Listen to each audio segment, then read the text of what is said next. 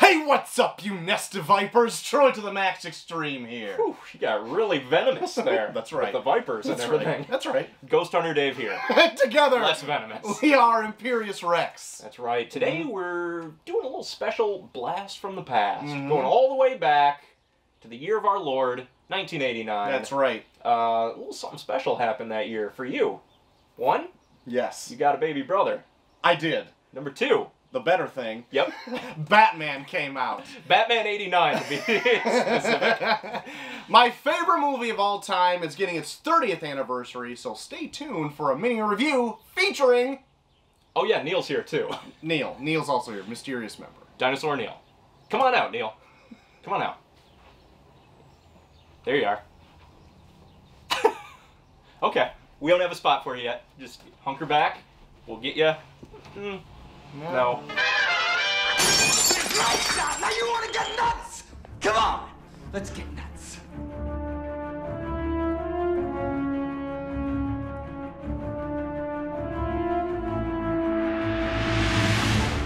Batman 89 is my favorite movie of all time, fellas. I've said it once. I'll probably said it at least twice. So I'll say it here a third time. All right. Thank you. It's my favorite movie of all time. It's true. Thanks for coming by, Neil. What's your favorite movie? Neil, do you remember the first time you ever saw Batman 89? I don't remember the exact first time, but I remember watching it growing up as a kid, and just the theme song and the camera panning through the stone bat signal. We would sit in front of the TV and just jammed to the Danny Alfred crap. Boy, it was awesome, and that led into just vagabonds getting wrecked by Batman at the beginning. That's right. We just wanted a dollar. Gently kicked through a door, really, and then shaken up a little. Yeah. They made off okay. You don't know why they needed a stretcher to wheel him out. Do you think they put it all the way up on that roof, on that loose roof gravel? Yeah. So, Dave? Yeah? You fought me on this a few times. I have. I'm prepared to fight you once more. Batman 89 rubs you a little bit the wrong way. Yeah. It doesn't so much rub me the wrong way as it doesn't really rub me at all. Okay. Like, I accept that it's a milestone. It never had this great, childhood-defining moment for me. I've told you before, I think that was Predator for me. Yes. Predator was my movie growing up. And I definitely didn't watch this a whole lot as a kid. But I rewatched it for the show, and you know what? It's fine. Is that what you want to hear? That's the Probably best not. thing ever. No. But I know that this movie has things going, mostly for me, is nostalgia. Yeah. Like, 90% nostalgia. As I watch it, I'm like, I can see why you love this. But it's not because it's good. Well, I do think it's good. So what introduced you to Batman? You were both young children. You were barely born. What was the first exposure to this? How did it come into your lives? Well, it took the world by storm, and my dad, being a bit of a movie fan, would buy a lot of movies for the house, so we got this thing on VHS. Oh, man. And this thing played pretty much nonstop for a good long time once we got it. Yeah. Yeah. I don't know if it was him or if it was us, like, wanting it so much, but I remember seeing it bopping to that Danny Elfman, man, and then just loving the Joker and the museum scene, just waiting for it to happen every single time. Then you're bopping to something else. Oh my God. Bopping to Party Man. Prince. Yes. That's a weird topic of discussion around this movie, is that Prince did the entire soundtrack for a Batman movie, of all things. The hottest things at the time. Prince and Dark Knights. So when this came out, was that considered, like, really cool? I have no idea. I mean, is so much time passed that it's like no one has any idea. Were they laughing that it was Prince? Or were they, like, really putting on their Prince hats and their Prince shoes and prancing about in the museum? I don't know. I have no clue. But I know he was super hot at the time. All the songs are original. He's not doing Purple Rain for this. Oh, man. Even though it'd work with his purple Joker suit. That's right. If only he fell in the rain in a purple Joker suit and then cracked his skull all over the sidewalk. Well, you could say it was raining Jokers. Yeah. I mean, no one doesn't, would. But doesn't have a ring to it, really. So, this movie did have a bit of stunt casting at the time. It had Michael Keaton, Mr. Mom, Mom himself. as Batman, which was, if the internet was alive back then, it would have been just as shit on as anything else that comes out in the news today. I've heard that it did get some backlash, as you would imagine, so much that, like, the fans of DC politely, like, wrote up a letter and sent it to DC, and they're like, we strongly urge you not to cast Michael Keaton. Michael Keaton, Maybe consider other options. Here's a couple. So it was the more dignified civil letter ever. Yes. But yeah, I actually really like Michael Keaton as Batman. His portrayal is completely different than anybody else's. I like the fact when he's actually in the suit, he's very soft-spoken, and he doesn't say much at all. And when he changes his voice, it's just to a whisper. I'm Batman. Dark, silent night. My only big issue with him is I find him grinning like an idiot quite often through his mouth. I find that he doesn't ever open his mouth, even in situations where you normally would be. Like when he's trying to hold Joker above the vat of chemicals, and he's just... It's like, you can show some teeth. No. You're not a chimpanzee. They're not going to see it as a weakness. But then what'd you think of Jack Nicholson as Joker in this? He does steal the spotlight. It's his movie. Yeah, and it's his name above the symbol, the bat symbol. Yeah. On the VHS box. He's the top build in this movie. They literally just let him do whatever he wanted. Yes. Oh, God. He's just coming up with terrible jokes. Yeah, right. And Tim Burton's like, go with it. Jack, look at me. Like, yeah, he's just saying whatever comes to mind. And they're like, Nicholson thinks it's good, print it. We're done for the day. And they do take liberties with Joker's origin, obviously. They actually give him a name, which from here until, like, I don't know, maybe 10 years ago, I actually thought was the Joker origin. They take a little bit from the Killing Joke, but otherwise, like, they actually give him a definitive origin in this. That's right. Yeah. I believe Sean Gordon Murphy's White Knight, they call the Joker Jack Napier. Yeah, they do. Yeah. So it's the first book to kind of bring that in. It also kind of started that the villain made the hero trend that a lot of movies did after that. Yeah. For good or bad. Yeah. Sometimes it just ties it together a little bit more for like a 2-hour runtime. But, I mean, it also does things, too, from, like, here on out, like, the villain is always tied to, like, the origin of the hero. Yeah. Which is kind of annoying. I think it works here, but Batman's already really established here. So the design of this movie, I really like Burton's aesthetic for Gotham. Yep. That's what I almost always picture when I think of Gotham City. Not Chicago. Not really. No. Like, the realistic tone that Nolan brought to it, I was like, yeah, it's fine. But I like the big gothic looking buildings and buttresses and all this kind of stuff. Its namesake really played into effect here. All Gothic buildings. Yeah, it's all like the neo-retro kind of look. You never know what time period it's in. Everybody's wearing, like, 50s type clothes and, like, this and that, and they're talking, like... Yeah, the old Tommy guns. Yeah, they got the Tommy guns and whatever, but, like... That's definitely not when this takes place. Like, it's kind of like this timeless thing, but that is the vision of Gotham that comes up. And that is always what I think of, and the animated series took after that as well. Which, I mean, is not the topic of this conversation, but, like, it also, that show took a lot of inspiration from Burton's movie. Yeah, I would say that the animated series was, like, springboarding off of what Burton did, but, like, doing it so much better. Being true to the character of Batman, and the parts where Burton just had let like his eccentricities run wild. Yes. They kind of like reined it in and was like, but this is kind of how it goes in the comics, you know, but still kept like all of the really cool stylistic things that we hadn't seen prior to that. The music and like the look of Gotham. Yeah. Best looking Monarch Theater I've seen 100 times in this one movie. There, in the movie, there's essentially 2 sets. There's a wide shot of Gotham that's definitely just a back lot, and then the Monarch Theater, which is buy every other building in Gotham, apparently. Yeah. Are there like a lot of them? I don't know. It's just City Central. Gotham is just town square. What do you guys think of the design of the Batsuit in this? I dig it. If it was form-fit better to Keaton, because you can get a whole hand like, in his face. Yeah. Which is like my only like kind of like a lot of times it looks great. Like if he's in a big stoic pose, I think it looks. I like the body armor isn't like a muscle suit.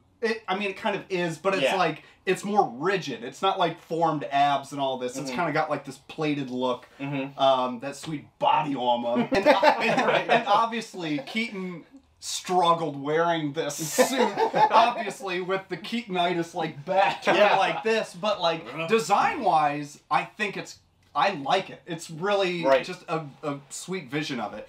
And the bat symbol was good enough for me to get it tattooed on my wrist. Right there. Right here. Like, it's the one that has the little flares down at the bottom. The little feet. The little feet on the tail. Yeah. So, like, it's that inspirational to me, like, growing up, so. While I think Batman Returns refined the suit, I do like the aesthetic choice in this, because it's like a mixture of real life and still kind of far-fetched outside like influences, like cartoony kind of stuff, and I like that that's spread out through the whole movie. Where even though it's trying to play it serious and like real life, you've got all this fantastic stuff still happening through like the filter through Tim Burton's brain. I like that it can just jump back and forth between that a little bit. I think he's wearing black Nikes for his shoes. In some parts he is. Yeah. Yeah. But they're covered up. Oh, yeah. You got kick pads on them or whatever. I thought that was like a plus. Why would you cover them up? I thought that was cool. That was like with Prince. Like, was this good? Was that intentional? On the same line, that I would go in, what's your thought on the Batmobile and Batplane? Because those are what I think of as the best Batmobile and Batplane, in my opinion. Like, obviously, like, I like the take Nolan did on his. Like, it's like, we need to make this realistic. It needs to be a tank that can, do its thing. But, like, that's the take he took on it. Whereas, like, he went full style with this. Yeah. Tim Burton, like, but it's like my favorite. Yeah, we've got him, this guy right here. Yeah. But, like, that is by far my favorite Batmobile look. And also, like, the Batplane, the iconic, like, it's the straight up bat symbol in a 3D extruded into a plane. Yeah. I love the Batmobile. It's great. It's not like the exposed top like they had in Batman and Robin, where you can just shoot at him and you can hold that one up. No, I guess that one's exposed too. The 60s one? Yeah. With the nice little bubble windows. Did Batman and Robin have an open top in it? Was it Batman? Yeah. I can't remember which one is which, but I think Batman and Robin's had it was a convertible. Oh. And then Batman Forever had like neon glow inside of it for some reason. I'm like, what is happening here? Some reason? Joel Schumacher. That's a good one reason. But I also like the campiness too of like the armor plating that goes around it and everything like that. It's so stupid, but I still like it. Where was that coming from, and how heavy is that? Is that why the Batmobile can only go 40? There's also other things in it that makes no sense too, like in Batman Returns, it's got a big pedestal that can sit on the ground and turn it all the way around to blow fire at a guy. Well, in this one, it has the unrealistic 2 machine guns that pop up to shoot a hole in a wall, essentially, that he can drive through. Just to go blow up an entire power plant. Doesn't he also have a grappling hook just so he can make a turn? Yeah. It was a sharp turn. It was a 90-degree turn, and to be fair, it foiled everyone else behind him. So they ran into a truck of cabbages. Yeah, the produce truck they ran into was the perfect Gotham's #1 export. Cabbage. Or maybe import, because where would they grow them? Who knows? Rooftop gardens? Not like not that small. But I also, what was odd to me too is like Nicholson is also naturally expressive, and they have that weird appliance on his face. It's so weird. It's kind of just like what they did in Spider-Man with Green Goblin putting a mask over Defoe. Yeah. Like, what are you doing here? Did you learn your lesson from Batman? Well, did you see what that guy had to work with? That's a good point. That's a good point. The nerves were completely severed. The supporting cast in this, I think, is really fun, too. It's interesting and fun all at the same time. Yeah. It definitely had that thing that movies still struggle with today, where they need like an everyman to bring the audience on board because they're not going to be able Knox? to. Knox. Robert Wall is Alexander Knox. man. My favorite thing about Knox is everything that people say about him, not Knox himself. Right. Like Eckhart just gripping him the whole time. He'll ruin his already useless reputation. Oh God. Watch him broadcast it. And friggin' Eckhart speaking in a tone so low, if you were to turn it up, you'd crap your pants. But I love Eckhart in this. I love Eckhart too, played by the one and only William Hootkins, who you'd know as Porkins from Star Wars. Oh, yeah. Just amazing. Christ. Yeah, like the red, like they had to go back and ADR his voice again because it's such a. It's inaudible. It's inaudible. Yeah. But he played a great corrupt, like. You wonder why they didn't like do Bullock. Yeah, was Bullock was he in the comics at that point? I'm not or sure was he when he like was created because Eckhart was basically that character? I think Bullock might have been created in the animated series, but Yeah, I'm not maybe sure you're about right. that. Maybe you're right. I would assume Eckhart was the inspiration if he wasn't there already. He's almost exactly the same. Yeah. Bullock not as crooked, but there you have it. Right. But then you also have Billy D. Williams playing Harvey Dent in this. And like, I think that's a fine choice. Like, Yeah. he played like a good, upstanding, like lawyer thing. Like, I think it was pretty cool. Yeah. I did love that Lego Batman did it. Yes. Oh. Yeah. But he also got paid for Batman Forever, too. Because they ended up giving it to Tommy Lee Jones, but he was contracted to be in subsequent movies. No way. And so they broke the contract, so he got paid out for his not being in the movie. Oh. So did Marlon Wayans for being for Robin. Yeah. And Nick Cage is Superman. Oh my God. Warner Brothers is all over the place. Well, I'm glad they finally got their act together. Oh my God. Starting with their streaming service. Vicki Vale, Kim Basinger, Basinger, whatever. Nobody knows what it is. It's either one or the other. Yep. It's right every time. Like, her purpose there was to give Alfred some shit to spill all the time. Like, maybe you should date her. Here's the Batcave. Yeah. And then in every subsequent movie, he just lets more people into the Batcave. Alfred, for Alfred, like, I think it's been better ever since. Like, I like Michael Gough as Alfred, but like, So do I. this, I think that's only for nostalgia's sake. Because when you think of Alfred being like this, Competent. His, like, competent, like, #1 guy, like, best at surveillance, best at getting information from the police, but, like, they obviously never show that. Bruce is like, I need all the information on this, and he just goes and fetches it off screen, because you wouldn't ever guess that he could do something like that. He's an old and He never competent leaves a dude. glass unattended, though, That's at a very party. true. That's true. And I don't think you remember, but in Batman Returns, he does run a CD player. Oh, my God. Which I'm sure Michael Gough still didn't know what it was at the time of filming. What's with these small records? But I'm gonna record scratch it anyway. That doesn't work with CDs, Michael. For Alfred, he always is like the most insinuating guy ever. He's like, there's an emergency, sir. Oh, I'll be right back. This way, sir. Maybe the other car, sir. Like, what are you doing, you fuck? If he's blowing the whole gig.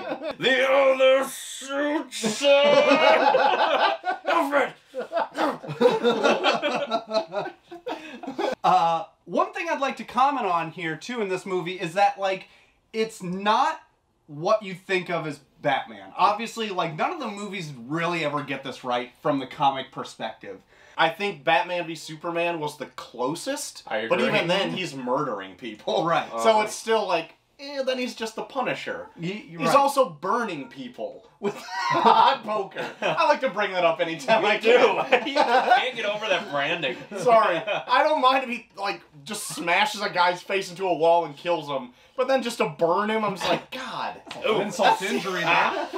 He's gonna live with that. I think it's gonna pus up, probably. Oh, man. Yeah, like, even the Christian Bale Batman is closer, I would say, but also very off in other respects, where they completely, like, trade out the comic book accuracy for like as real world accurate as it can be. Yeah. I would say kind of to its detriment. Yeah. Where maybe the worst part of the Nolan trilogy is that it's so realistic. Yes. Yeah. I just had this conversation the other day with JT. Yeah? Yeah.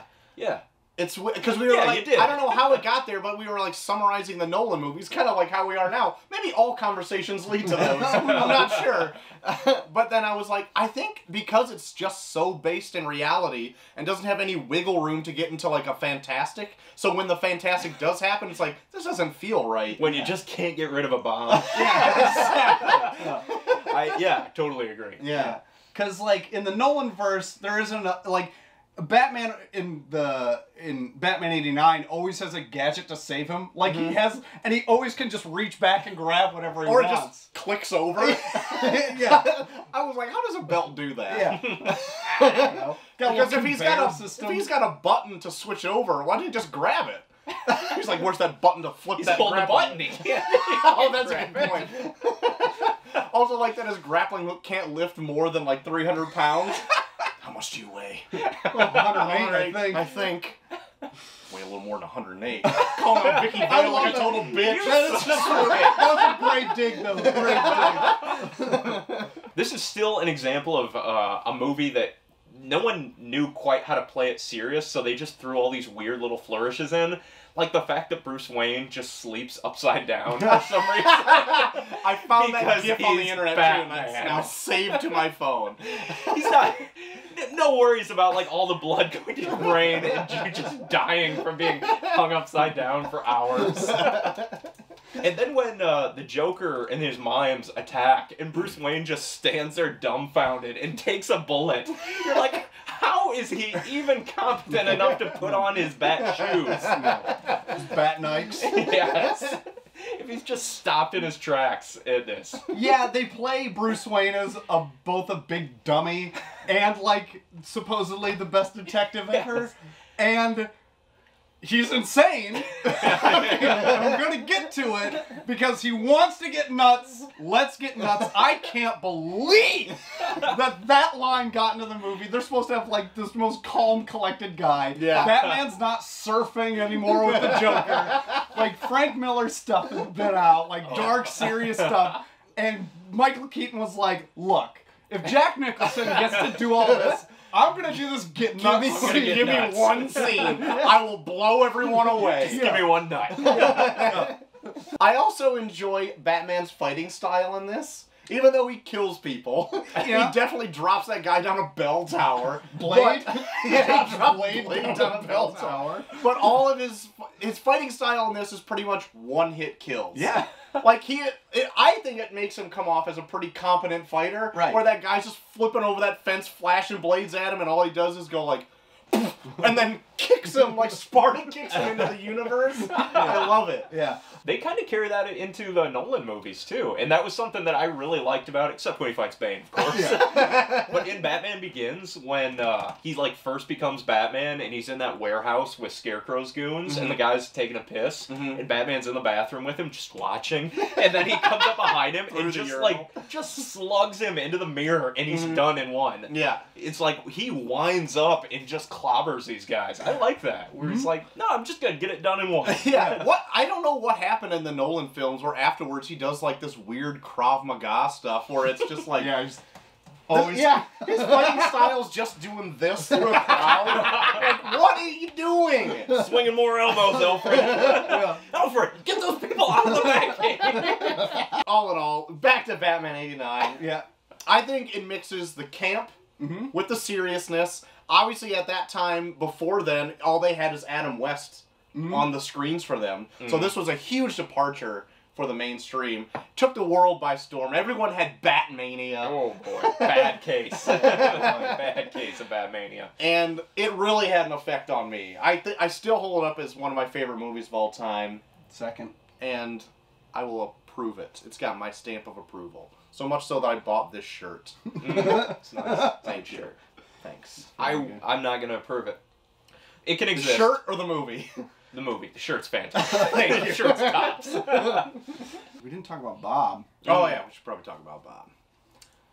As one of, like, the Joker's best henchman, too. Yeah. I've gotta say, like, he's got a great crew. I've wanted to buy one of those Joker jackets. They're so expensive. I want a Joker jacket so bad. Like, the fact that he even had all of that stuff made, like, who's the designer, who's all that stuff. Neil like, Adams, right? It doesn't work. Yeah, He Neil. literally just became the Joker, and he's like, well, I better get merch made. Yeah, exactly. I need to trend all this. Bob the Goon is the best sidekick man, like the most loyal. Yeah. Best man ever. He's a good reconnaissance guy, That's a right. photographer. See him snapping Did you those see him get that headshot of Knox? Oh it was my incredible. God. Did I? Oh my god. But he's such a loyal, awesome guy who gets like a few lines here and there, but he's just the greatest guy. Had his own figure. Had his own figure. Bob the Goon was his name, and that figure ends up just getting shot in the end because he didn't tell Joker that Batman had one of those things. It's just, it's wild. Well, he stole his balloons. Oh. He stole my balloons!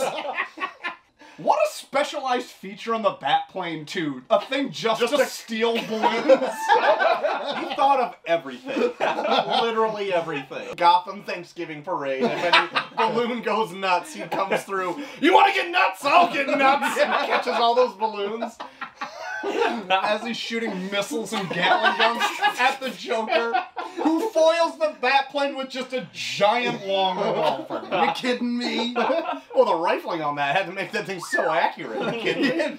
I'd like to mention the Joker's plans in this and actions. Like, he is all over the shop. Yeah. I mean, it's such a weird thing for him to do. Like, if they just stuck to the I'm gonna poison everybody by mixing chemicals and cosmetic stuff, right. Which for the Joker who's cosmetically effed up is kind of a cool idea. But that's like foiled halfway through the movie, and then it's just not brought. Then he's just like, well, I'm gonna throw a parade and then poison everyone. Like that. I don't know. Screw you. Yeah. Yeah, I kind of forgot about that. That his plan is foiled halfway through. Well, shoot. Better throw the parade. Go to plan B, Bob. Yes, sir. Yes, sir. Glasses. Yeah. It's just stage left. All in all, I think Batman, even though I can nitpick it to death, I still have a super fun time watching it. It's a movie that I know has all of its flaws, but I still am like, I don't care. I can look past them. It never gets to the point to me where it just breaks the movie. Whereas I can say, if like, anything, it enhances it. Yeah, for sure. It just it makes it into that camp level where I think is fun. But then it just say like The Dark Knight Rises, like totally breaks and it just gets into full on stupidity for me, and I'm just like, I don't know. How did he get back to Gotham so fast from being in that pit? Like, I don't know. Why is he fighting like this? So that was our Bat-tastic episode, going over some anniversaries. That's right. Some good times. And Neil, thank you. 'Cause you are my number one. Okay. So, for Dinosaur Neil, I have been Troy to the Max Extreme. And I've been Ghost Hunter Dave, And also for Dinosaur Neil. And Dinosaur Neil, you want to do it for Dinosaur Neil? You got it covered, guys. This has been Imperius Rex. We'll see you next time. Bye-bye. We didn't even get to Jack Palance. Oh my god. Do we need to talk about Jack Palance? Jack Palance. Don't forget your lucky deck. Oh, yeah. Oh! Thank God you're alive! Should we just spout off Let's go. a reel of quotes? We watched this movie at a point probably around our late high school career so much that we could have probably done a two-man show. Oh, yeah. Oh, yeah. And Dave, I think you came That's up not with this why idea. I wanted to do the channel. Or to build an audience for this. Me and Neil in khakis and a Michael Keaton turtleneck. Yes. On A tiny stools. pair of glasses. And The just- only prop. And just recite all of Batman. Because I think we could have gotten at least 20 minutes into the movie. Oh, most definitely. Most definitely. It was a very great time in our lives, which I don't think so we've good. ever surpassed. No. Patreon exclusive. Oh, yeah. Two-man show. Batman.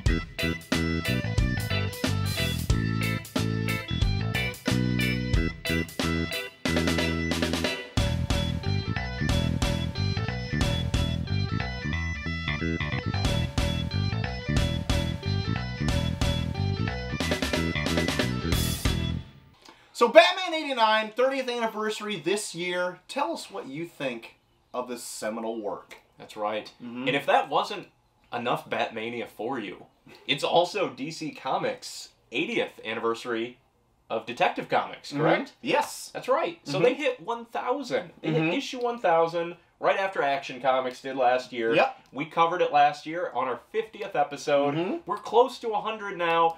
It's not going to be our 100th episode. But we almost did it. Almost. But when that came out, me and Troy did a quick little recap on those particular stories that made up that 1,000th issue. Yep. Look how young we were. We were just kids. Oh my god. Hello, Batman fans out there. Troy to the Max Extreme here. And Ghost Hunter Dave. And together, we read to 1,000 as Imperius Rex. It's a lot of issues. That's right. Fit them all in. Yeah. And we're going to review every one of them. That's right. Put a pot of coffee on.